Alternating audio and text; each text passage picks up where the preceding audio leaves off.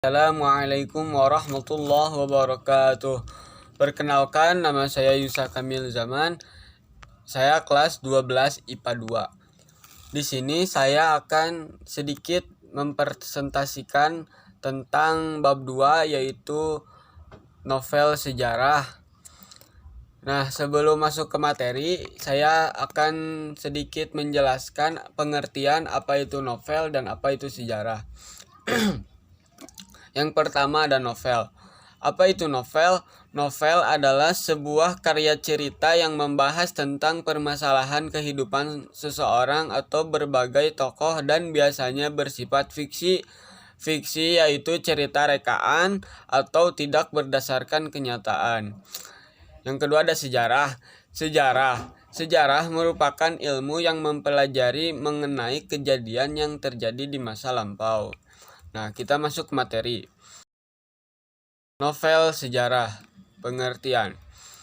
Novel sejarah adalah novel yang di dalamnya menjelaskan dan menceritakan tentang fakta kejadian masa lalu yang menjadi asal muasal atau latar belakang terjadinya sesuatu yang memiliki nilai kesejahteraan, bisa bersifat naratif atau deskriptif.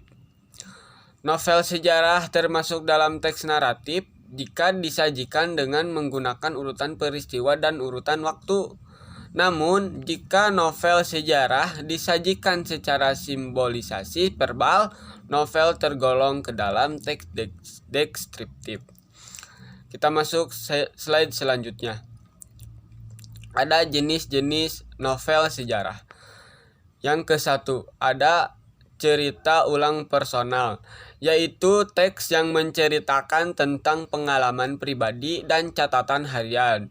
Yang kedua ada cerita ulang fakta, yaitu teks yang berisi peristiwa yang benar-benar terjadi. Nah, yang ketiga ada cerita imajinatif, yaitu teks yang memuat cerita imajinatif berupa peristiwa atau kejadian yang telah terjadi dan belum terjadi. Nah, sebelum masuk ke slide selanjutnya, di sini suka ada beberapa pertanyaan. Contohnya, apakah novel sejarah termasuk ke dalam cerita imajinatif? Tentu jawabannya iya, karena memuat kisah faktual yang dihayalkan dan diceritakan secara lebih rinci. Jadi, novel sejarah didasarkan pada fakta-fakta sejarah yang kemudian dikisahkan kembali dengan sudut pandang lain yang tidak muncul dalam fakta sejarah, misalnya kegemaran, emosi, dan keluarga. Kita masuk slide selanjutnya. Di sini ada struktur novel sejarah. Yang pertama ada orientasi. Orientasi yaitu penjelasan tentang latar waktu dan situasi cerita yang akan diceritakan. Yang kedua ada pengungkapan peristiwa, yaitu munculnya permasalahan dan mulai menghadapi banyak persoalan. Nah, yang ketiga menuju konflik. Pada bagian ini merupakan peristiwa yang akan menyebabkan terjadinya konflik berkepanjangan dalam novel. Yang keempat, ada puncak konflik. Pada bagian ini banyak peristiwa yang besar yang terjadi yang menyebabkan permasalahan menjadi sangat rumit.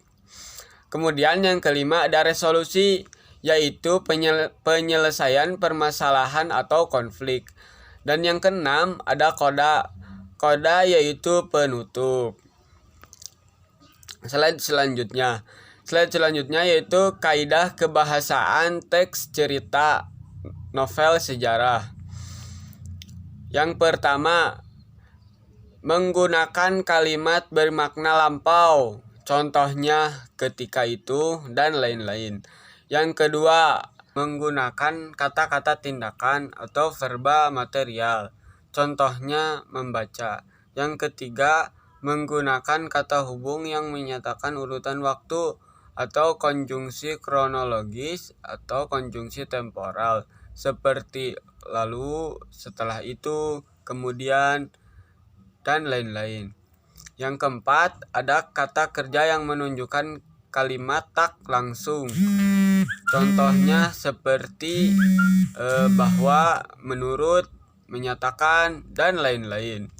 Yang kelima, kata kerja mental. Kata kerja yang berhubungan dengan pikiran atau perasaan seperti merindukan dan lain-lain.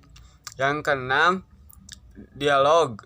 Biasanya ditunjukkan dengan tanda petik ganda.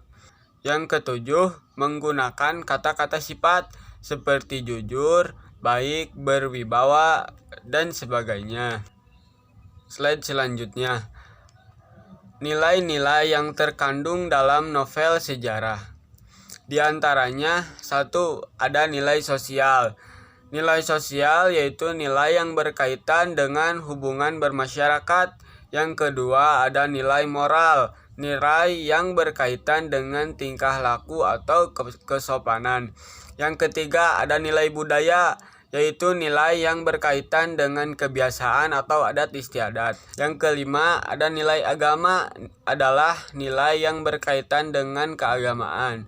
Dan yang terakhir, ada nilai estetis, yaitu nilai yang berkaitan dengan keindahan. Itu saja yang dapat saya sampaikan. Mohon maaf apabila ada kesalahan dalam penyampaian atau kata-kata dari saya yang kurang jelas. Mohon dimaafkan karena saya masih dalam tahap pembelajaran. Sekian dari saya. Wassalamualaikum warahmatullahi wabarakatuh.